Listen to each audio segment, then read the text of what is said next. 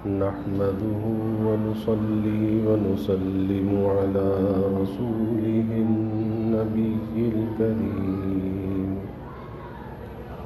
وعلى آله وأصحابه أجمعين. اللهم صل على سيدنا ومولانا محمد وعلى آل سيدنا ومولانا محمد وبارك وسلم صلاة وسلاما كثيرا كثيرا. توفیق الہی اپنے مرشد پاک کی برکت سے عشاء کی اس نشست میں فضائل ایمان کا درس چل رہا ہے. اللہ تعالیٰ اس درس کی برکت سے ہمارے ایمان کی حفاظت بھی فرمائے اور موت تک قبر تک اللہ ہمارے ایمان کو سلامت فرمائے. حضرت سفیان ثوری رحمۃ اللہ علیہ جو بہت بڑے درجے کے اکابر اولیاء امت میں سے گزرے ہیں، ان کے قول پر بات چل رہی تھی کہ گناہ کے دو سبب بیان کیے کہ گناہ دو سبب سے ہوتا ہے. گناہ کا ایک منشا کبر ہوتا ہے اور گناہ کا ایک منشا شہوت ہوتا ہے. شیطان سے جو گناہ ہوا اس کا منشا کبر تھا، تکبر، بڑائی. اللہ نے معاف نہیں کیا، ہمیشہ کے لیے ابلیس لعین ہو گیا. آدم علیہ السلام سے خطا ہوئی تو وہ خطا ایک باہی غلطی تھی کہ اس درخت کا پھل کھا لیا جس سے اللہ نے منع کیا. جب معافی مانگی اللہ نے معاف کر دیا. تو اس پر بات چل رہی تھی کہ یہ تکبر کا جو رذیلہ ہے، تکبر اور بڑائی، یہ تمام رذائل کی جڑ اور بنیاد ہے کہ جتنی بھی خرابیاں انسان کے اندر سے جنم لیتی ہیں اس کا منشا تکبر اور بڑائی ہوتا ہے. اب اس تکبر کو اپنے اندر سے ختم کرنے کے لیے، مٹانے کے لیے کہ کیسے نکلے، تو اس کی جو ضد ہے، کیونکہ علاج بالضد ہوا کرتا ہے، اس کی جو ضد ہے وہ تواضع ہے، عاجزی ہے، انکساری ہے. کہ آدمی عاجزی کو اختیار کر لے، تواضع کو اختیار کر لے تو تکبر سے پیچھا چھوٹ جائے گا، تکبر سے حفاظت ہو جائے گی. کیونکہ متکبر اللہ کی نظر میں ذلیل اور حقیر ہے، اور متواضع جو تواضع کو اختیار کرتا ہے، لیکن وہ تواضع کس کے لیے اختیار کرے؟ وہ لوگوں میں مشہور ہونے کے لیے نہیں، لوگوں کے اندر شہرت کے لیے نہیں، بلکہ اللہ کے حبیب صلی اللہ علیہ وسلم نے فرمایا من تواضع للہ فرمایا کہ جو اللہ کے لیے اپنے کو مٹا دے، اللہ کے لیے عاجزی اختیار کرے، رفعہ اللہ، پھر اللہ اسے رفعت اور بلندی عطا کرتا ہے. اور اس متواضع کی مثال ایسی ہوتی ہے کہ اس متواضع کو خود بھی یہ نہ پتہ ہو کہ میرے اندر تواضع ہے، اس درجے مٹا چکا ہو. اور اس کی مثال یہ ہے کہ جیسے سویا ہوا آدمی ہے، نیند کی حالت میں ہے. ایک نیند تو وہ ہے کہ اس نیند کے اندر اسے ادھر ادھر کی آوازیں بھی سننے میں آ رہی ہیں اور اسے احساس بھی ہے کہ میں سو رہا ہوں یا جاگ رہا ہوں. اب بظاہر لگتا ہے کہ وہ سویا ہوا ہے. تو یہ نیند کی یہ حالت خام حالت ہے، پختہ حالت نہیں ہے. سویا ہوا اسے کہتے ہیں جسے خود بھی معلوم نہ ہو کہ میں سویا ہوا ہوں. اسی طرح سے متواضع وہ ہے جس کو یہ بھی پتہ نہ ہو کہ میرے اندر تواضع ہے، اس درجے اپنے آپ کو مٹا دے. ہمارے اکابر میں سے حضرت مولانا رشید احمد صاحب گنگوئی رحمۃ اللہ علیہ اپنے زمانے کے ابو حنیفہ تھے، اور آج ان کا جو فیض ہے دنیا کے اندر وہ جاری ہے. حضرت جی مولانا الیاس صاحب رحمۃ اللہ علیہ اسی در کے فیض یافتہ ہے. حضرت شیخ الحدیث مولانا زکریا صاحب رحمۃ اللہ علیہ کے والد ماجد، حضرت مولانا یحییٰ صاحب کاندلوی رحمۃ اللہ علیہ حضرت گنگوئی رحمۃ اللہ علیہ کے خادم خاص تھے. تو ایک خاص تعلق تھا. لیکن یہ اللہ والے جن کا ذکر ہم بڑی محبت سے کرتے ہیں، بڑی عظمت اور احترام سے کرتے ہیں، آخر کیا چیز تھی کہ جس نے انہیں اتنا بڑھا دیا، اتنا چمکا دیا کہ آج وہ دنیا کے اندر موجود نہیں ہے لیکن ان کے قصے دنیا کے اندر موجود ہیں؟ وجہ یہی تھی کہ انہوں نے اللہ کی رضا کے لیے اپنے کو مٹایا تھا. حضرت گنگوئی رحمۃ اللہ علیہ گنگوہ میں مسجد میں سبق پڑھا رہے ہیں. طلبہ بیٹھے ہیں، صحن میں مسجد کے سبق ہو رہا ہے. بادل آئے اور بارش شروع ہو گئی. طلبہ تو اپنی کتابیں لے کر اندر کی طرف بھاگے اور حضرت گنگوئی رحمۃ اللہ علیہ مسجد باہر کی طرف گئے، اور جتنے طلبہ کی جوتیاں رکھی تھیں اپنا رومال بچھایا، سب کی جوتیوں کو جمع کیا. کتنا بڑا شخص ہے اپنے زمانے کا، ابو حنیفہ ہے. سب کی جوتیوں کو رومال میں جمع کیا اور ایک گٹھڑی بنا کے ایک طرف رکھ دی، اور اندر پہنچ کے طلبہ کو سبق پڑھانا شروع کر دیا. جب سبق سے فارغ ہوئے، اب طلبہ دیکھ رہے ہیں کہ جوتیاں کہاں ہیں، تو فرمایا کہ دیکھو بھائی وہ اس میں میرے رومال میں بندھی ہوئی، ذرا وہاں سے اٹھا لو، میرے رومال میں بندھی ہوئی. آپ اندازہ لگائیے کہ استاد ہیں، کس درجے کے ہیں، وہ شاگرد ہیں، لیکن شاگردوں کی جوتیاں اپنے ہاتھ سے اٹھا رہے ہیں. اور تقویٰ کس درجے کا تھا کہ حضرت مولانا یحییٰ صاحب کاندلوی رحمۃ اللہ علیہ، جو حضرت شیخ الحدیث کے والد ماجد ہیں، جب حضرت گنگوئی رحمۃ اللہ علیہ کی خدمت میں پہنچے تو چہرے پر داڑھی نہیں تھی، بے ریش تھے، بچے تھے، کم عمر تھے، داڑھی نہیں تھی. تو فرمایا کہ یحییٰ درس میں جو بیٹھتے ہو سامنے نہ بیٹھا کرو، پیچھے بیٹھا کرو. اس درجے کی احتیاط ہے کہ بے ریش ہے، اس کے چہرے پہ نظر نہ پڑے. احتیاط کس درجے کی ہے. ایک مدت گزر گئی کہ چہرے پر دیکھنے کی نوبت بھی نہیں آئی. ایک مرتبہ مولانا یحییٰ صاحب کاندلوی دھوپ میں کھڑے تھے، ان کے سائے پہ جو نظر پڑی تو داڑھی اس پہ نظر آئی کہ چہرے پہ داڑھی آ گئی ہے. تو پوچھا کہ یحییٰ تمہارے چہرے پر داڑھی آ گئی ہے؟ کہا جی حضرت داڑھی تو آ گئی. کہا کہ آپ سامنے بیٹھا کرو. اس درجے کی احتیاط، اس درجے کے شخص ہے حضرت مولانا رشید احمد صاحب گنگوئی رحمۃ اللہ علیہ. ان کے پیر و مرشد، ان کے شیخ حضرت حاجی امداد اللہ صاحب مہاجر مکی رحمۃ اللہ علیہ، انگریز سے جہاد بھی کیا اور پھر ایک خلافت بھی قائم کی. لیکن پھر حالات ایسے ہوئے کہ اللہ تعالیٰ کے حکم سے مکہ کی طرف ہجرت فرما لی اور باقی وقت مکہ مکرمہ میں گزارا. تو مکہ مکرمہ سے حضرت حاجی صاحب رحمۃ اللہ علیہ نے پیغام بھیجا حضرت گنگوئی رحمۃ اللہ علیہ کے پاس، کیونکہ مرید ہے، کہ میاں رشید احمد کافی دن ہوئے آپ کی کوئی خیریت نہیں ملی. حضرت گنگوئی رحمۃ اللہ علیہ کو جب پیغام ملا تو خط لکھا، اور خط میں کیا لکھا؟ خط میں لکھا کہ حضرت میرا کوئی حال ہو تو میں لکھوں، یعنی میرا تو کوئی حال ہی نہیں ہے تو میں کیا لکھوں. ہاں بس اتنی سی بات ہے. 2 باتیں لکھی لیکن بڑی اہم لکھی. اتنی سی بات ہے کہ امور شریعت امور طبیعت بن گئے ہیں. امور شریعت امور طبیعت بن گئے ہیں. شریعت تو ہم جانتے ہیں کہ شریعت کیا ہے. شریعت کے جو احکامات ہیں، نماز، روزہ، حج، زکوٰۃ، صدقہ، خیرات، جتنی بھی شریعت کے احکامات ہیں یہ امور شریعت ہیں. جو اوامر ہیں جن کا شریعت ہمیں کرنے کا حکم دیتی ہے وہ امور شریعت ہے. تو یہ امور شریعت امور طبیعت بن گئے ہیں. امور طبیعت کا کہلاتے ہیں جو ہمارا کھانا پینا، سونا، جاگنا، ہماری ضروریات، یہ امور طبیعت ہے جو انسان کی طبعی ضروریات ہیں. تو یعنی لکھ یہ رہے ہیں کہ بس اتنی سی بات ہے کہ امور شریعت امور طبیعت بن گئے ہیں، یعنی شریعت میری طبیعت ثانیہ بن گئی ہے. اللہ اکبر، بہت بڑی بات ہے. یعنی اب شریعت پر عمل کرنے میں مجھے کوئی دشواری نہیں ہے، لیکن لکھ اس طرح سے رہے، تواضع ایسی ہے کہ بس اتنی سی بات ہے کہ امور شریعت امور طبیعت بن گئے ہیں.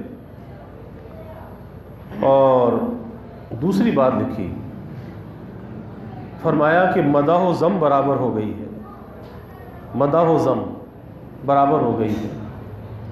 اب لاکھ کوئی کتنی تعریف کرے، کسی کی تعریف سے دل خوش نہیں ہوتا۔ آج ہم تو چاہتے ہیں نا کوئی ہماری تعریف کرے، اور اگر کوئی تعریف نہ کرے تو ہم متوقع ہوتے ہیں، متمنی ہوتے ہیں کہ بھئی ہماری تعریف کیوں نہیں ہو رہی۔ توقع لگا کر بیٹھتے ہیں کہ تعریف کیوں نہیں ہو رہی، کان لگاتے ہیں کہ کوئی تعریف کر رہا ہے یا نہیں کر رہا، اور وہاں کیا لکھ رہے ہیں کہ مدح و ذم برابر ہو گئی ہے۔ یعنی اس بات کی کسی سے توقع ہی نہیں ہے کہ کوئی میری تعریف کرے، کوئی توقع نہیں ہے۔ اور اگر کوئی کتنی ہی مذمت کرے تو پھر کسی کی مذمت کا بھی برا نہیں لگتا، نہ کسی کی تعریف کے لیے دل چاہتا ہے، اور نہ کسی کے تعریف کرنے سے دل خوش ہوتا ہے، اور نہ کسی کی مذمت سے دل کو برا لگتا ہے۔ آج تو ہوتا یہ ہے کہ وہ ہماری تعریف کر دے تو ہم تو بڑے پھولے نہیں سماتے اور اپنے کو ویسے ہی سمجھنے لگتے ہیں، حالانکہ سوچنا چاہیے اگر کوئی ہماری تعریف کر رہا ہے بھئی اس کا حسن ظن ہے، ہم اپنے بارے میں اچھی طرح سے جانتے ہیں کہ ہم کیسے ہیں۔ اللہ تعالیٰ کی ستاریت کار فرما ہے، اس کی ستاریت کی چادر کے اندر ہمارے عیب چھپے ہوئے ہیں، اور اس کے باوجود دوسرے کی تعریف سے ہم خوش ہوتے ہیں اور دھوکے کے اندر مبتلا ہو جاتے ہیں۔ ہم اپنے کو ویسا ہی سمجھنے لگتے ہیں جیسا وہ ہم سے حسن ظن رکھ رہا ہے۔ کبھی اس دھوکے کے اندر نہیں آنا چاہیے، اپنے بارے میں کبھی اس دھوکے میں مبتلا نہیں ہونا چاہیے۔ اگر کوئی ہماری تعریف کر رہا ہے، ہمیں عزت اور احترام دے رہا ہے، تو یہی سمجھنا چاہیے کہ بھئی میں اس کے قابل نہیں ہوں، اس کا حسن ظن ہے، اس کا نیک گمان ہے، اللہ اس کے نیک گمان کے مطابق مجھے بنا دے۔ یہ ہمارے بزرگوں کی تعلیمات ہیں۔ یہ نہیں ہے کہ اگر کسی نے سلام نہیں کیا تو سلام کیوں نہیں کیا، کسی نے عزت کی جگہ پہ نہیں بٹھایا تو کیوں نہیں بٹھایا، میری تو بڑی ہیٹھی ہو گئی، میری تو بڑی بے عزتی ہو گئی۔ کبھی اپنے کو اس کا مستحق نہیں سمجھنا چاہیے، اور اگر کوئی عزت اور احترام سے پیش آئے تو پھر سمجھے کہ بھائی اس کا حسن ظن ہے، میں تو اس قابل نہیں تھا، اس نے عزت دی، اس نے احترام کیا، اس نے کچھ کھلا دیا پلا دیا، اکرام کر لیا، تو اس کا حسن ظن ہے، ورنہ میں تو اس قابل نہیں ہوں۔ آج ہوتا یہ کہ ہم توقعات وابستہ کر لیتے ہیں کہ ہم کہیں جائیں گے بڑی عزت ملے گی، بڑا احترام ملے گا، ہماری خدمت بھی ہوگی، بڑی خدمت اور تواضع بھی ہوگی، اور اگر اللہ نہ کرے ویسا نہ ہوا تو دل پہ چوٹ پڑتی ہے۔ ہم تو سمجھتے تھے کہ ایسا ایسا ہوگا اور ایسا نہیں ہوا تو ہماری بے عزتی ہو گئی، ہماری انسلٹ ہو گئی۔ ارے بھائی، آپ نے اپنے کو اس کا اہل کیوں سمجھا تھا؟ کیوں توقع لگائی تھی؟ کیوں شرک کے اندر مبتلا ہوئے تھے کہ مخلوق سے توقع کا لگانا یہ شرک ہے؟ توقع تو اللہ سے وابستہ کرنی چاہیے تھی، امید تو اللہ سے وابستہ کرنی چاہیے تھی، عزت اور ذلت تو اللہ کی طرف سے آتی ہے۔ اس اللہ کو چھوڑ کے مخلوق سے توقع لگا لی۔ اب جب خلاف توقع ہوا، دل پہ چوٹ پڑی، اب اس سے دل میں بغض آ گیا، برائیاں شروع ہو گئیں، غیبتیں شروع ہو گئیں، نفرت ہو گئی، دلوں کے اندر محبتوں کے اندر فرق پڑ گیا۔ اور اگر یہی شخص اس نیت سے جاتا کہ بھئی میں تو اس کا اہل نہیں ہوں، اگر اس نے اکرام کر دیا تو ٹھیک ہے، بہت اچھا، نہیں کیا تو کوئی بات نہیں، اب تھوڑی سی بھی خدمت ہوتی، تھوڑا سا بھی اکرام ہوتا تو دل سے دعا نکلتی کہ اللہ اس کا بھلا کرے، اللہ اسے جزائے خیر دے، میں تو اس قابل نہیں تھا، اس نے بڑی عزت دی، بڑا احترام کیا۔ یہ ہمارے بزرگوں کی تعلیمات ہے۔ حضرت گنگوئی رحمۃ اللہ علیہ کیا لکھ رہے ہیں؟ ایک تو امور شریعت امور طبیعت بن گئے، اور دوسرے لکھا کہ مدح و ذم برابر ہو گئی ہے، مدح و ذم برابر ہو گئی ہے۔ کسی کی برائی کا برا نہیں لگتا، کسی کی تعریف سے دل خوش نہیں ہوتا، اور کسی کی تعریف کی چاہت دل کے اندر موجود نہیں ہے۔ جب یہ خط حضرت حاجی امداد اللہ صاحب مہاجر مکی رحمۃ اللہ علیہ کے پاس مکہ مکرمہ پہنچا تو شیخ نے وہاں سے خط پہ جواب لکھا، عجیب جواب لکھا، مختصر مگر جامع۔ شیخ نے جواب میں لکھا کہ بھئی فقیر کا بھی یہی حال ہے، جو شیخ کا حال ہے وہ مرید کا حال ہے، جو مرید کا حال ہے وہ شیخ کا حال ہے۔ یعنی اس پہ تصدیق جو ہے وہ ثبت کر دی کہ بھئی یہ حال بہت اونچا حال ہے، لیکن یہ حالت کس وجہ سے تھی کہ اپنے کو اللہ کی رضا کے لیے مٹایا تھا۔ دوسرا واقعہ حضرت گنگوئی رحمۃ اللہ علیہ، اس پر میں عرض کر رہا ہوں کہ اس تکبر کی ضد کیا ہے؟ تواضع ہے، اور علاج بالضد ہوا کرتا ہے۔ اس تکبر اور بڑائی کو نکالنے کے لیے جب تک آدمی عاجزی کو اختیار نہیں کرتا اس وقت تک اللہ کا قرب، اللہ کی نزدیکی حاصل نہیں ہوتی، ورنہ انا میں کے اندر مبتلا رہتا ہے، بس میں انا۔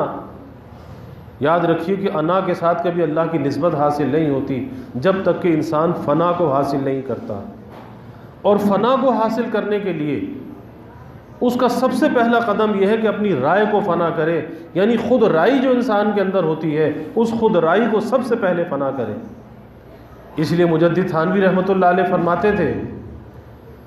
فرماتے تھے کہ دیگر سلاسل میں آخر قدم فنا ہے، لیکن فرماتے تھے کہ میرے یہاں تو اول قدم فنا ہے، کہ جو اس طریق میں، اس اللہ کے راستے میں، سلوک فی اللہ میں اللہ تک پہنچنے کا جو راستہ ہے، اس راستے میں جو قدم رکھے، اپنی خود رائی کو فنا کر کے قدم رکھے، اپنی رائے کو مٹا کر قدم رکھے، پھر تو اس کے لیے راستہ کھلا ہے۔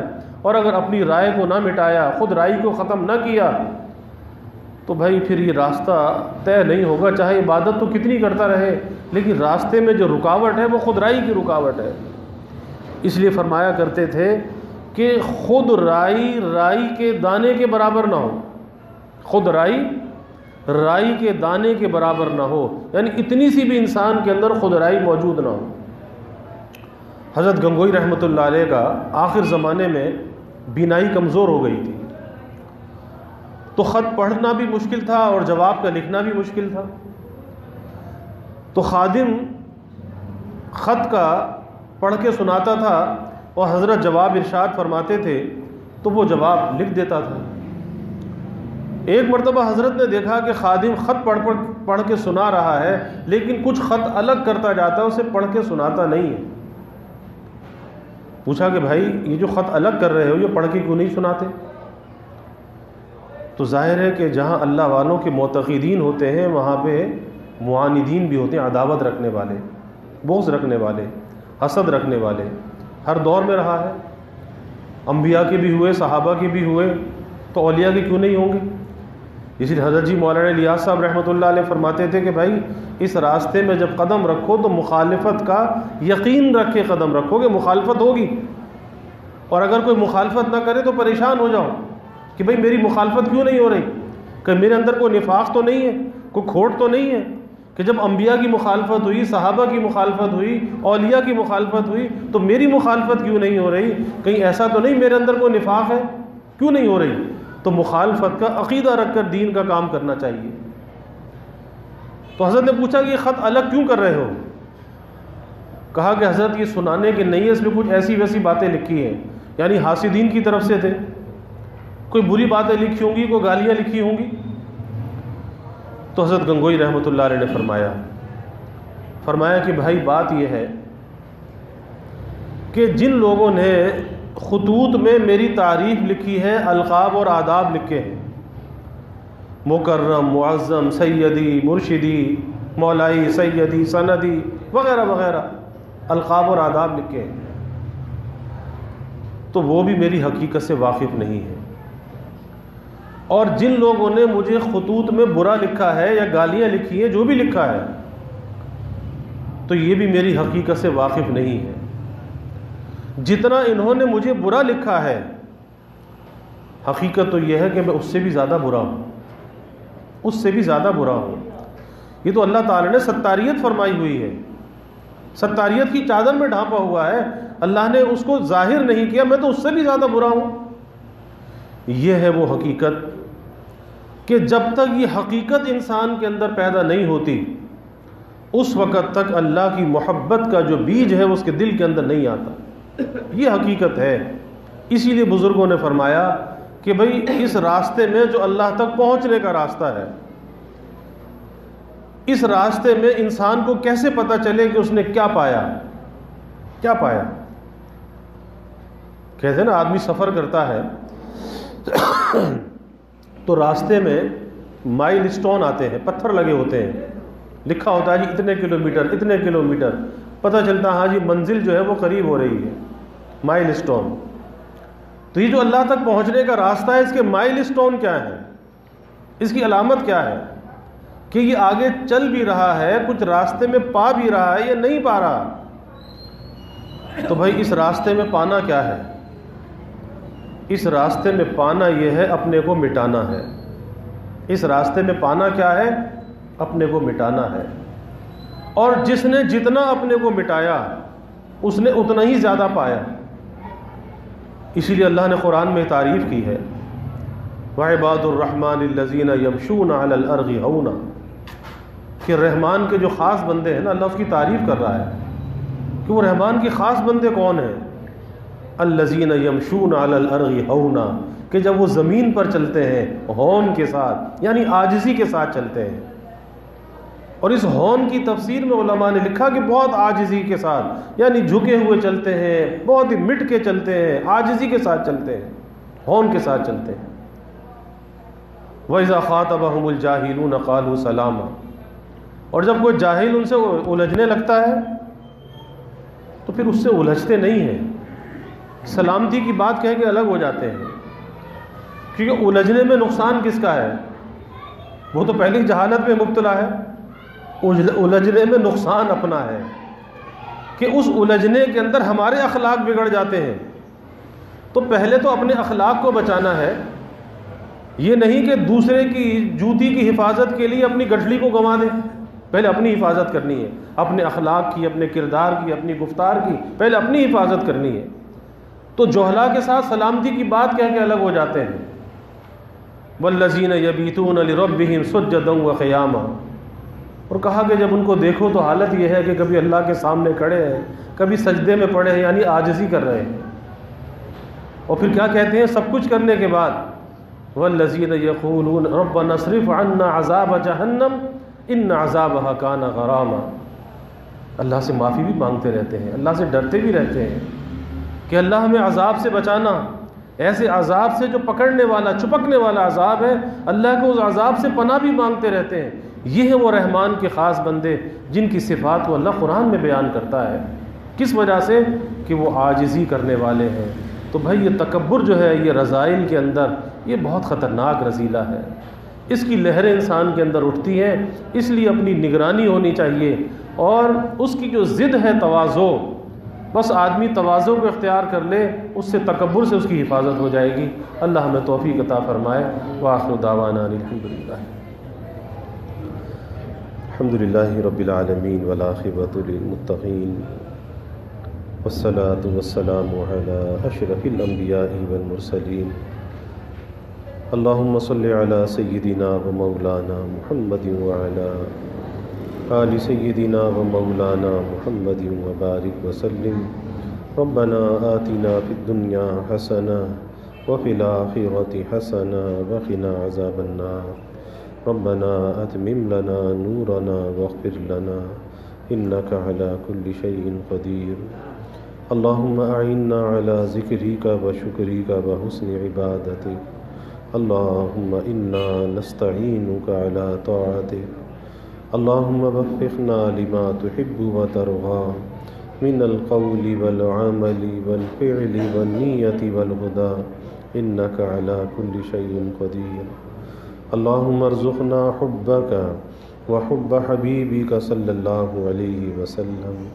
اللہم ارزقنا شہادۃ فی سبیلک واجعل موتنا ببلد رسولک۔ یا اللہ یا رحمان یا رحیم یا کریم یا ارحم الراحمین یا اکرم الاکرمین۔ یا اللہ ہمارے گناہوں کو معاف فرما، یا اللہ ہماری خطایا سے درگزر فرما، یا اللہ اپنی محبت معرفت عطا فرما، اپنی رضا والی زندگی یا اللہ نصیب فرما، رضا والے کاموں کی توفیق عطا فرما، اپنی رضا کے لیے یا اللہ مٹنا نصیب فرما، عاجزی تواضع زاری ہمارے دلوں میں پیدا فرما، قساوت قلبی سے یا اللہ ہماری حفاظت فرما، یا اللہ اپنا دھن اور دھیان نصیب فرما، اپنا استحضار نصیب فرما، خلق خدا سے حسن برتاؤ کرنے والا بنا، حسن اخلاق یا اللہ ہمارے قلوب میں پیدا فرما، برے اخلاق سے، برے کردار سے، بری گفتار سے یا اللہ حفاظت فرما، عار سے، استکبار سے یا اللہ، عجب سے، خود پسندی سے، خود رائی سے یا اللہ ہماری حفاظت فرما، اپنی نسبت، اپنی معرفت یا اللہ ہمیں عطا فرما، اپنے راستے میں چلنے والا بنا،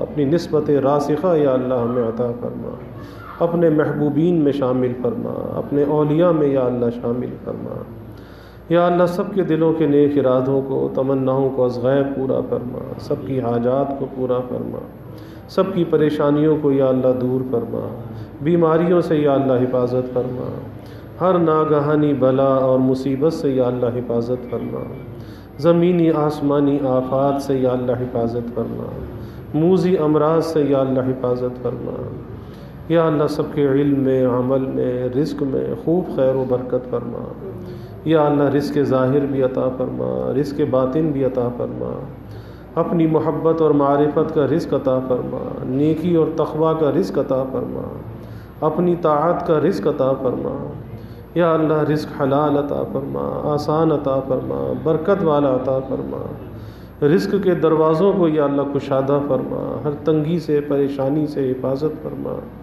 کبھی کسی کو یا اللہ مخلوق کا محتاج نہ بنا، ہمیشہ اپنے در کا سائل اور بھکاری بنا، اپنے در کا منگتا اور سوالی بنا، یا اللہ اپنے غیر سے ہماری امیدوں کو قطع فرما، اپنی ذات عالی کا یقین ہمارے دلوں میں پیدا فرما، یا اللہ ہر امید کو اپنی ذات سے وابستہ کرنے والا بنا، یا اللہ ایمان کی ترقی عطا فرما، اعضاء کی سلامتی عطا فرما، ہر محتاجی سے، معذوری سے یا اللہ ہماری حفاظت فرما، یا اللہ ہمارے ملک پر اپنی رحمتوں کا نزول فرما، اس ملک کو امن کا، سلامتی کا گہوارہ بنا، ہر قسم کی دہشت گردیوں سے، فرقہ واریت سے، مذہبی منافرت سے اس ملک کی حفاظت فرما، یا اللہ ہمیں ایک بنا اور نیک بنا، کلمہ واحدہ پر یا اللہ پوری امت کو متحد فرما، یا اللہ اس مہنگائی کے، گرانی کے عذاب سے سب کو نجات عطا فرما، یا اللہ سب کے گزر بسر کو آسان فرما،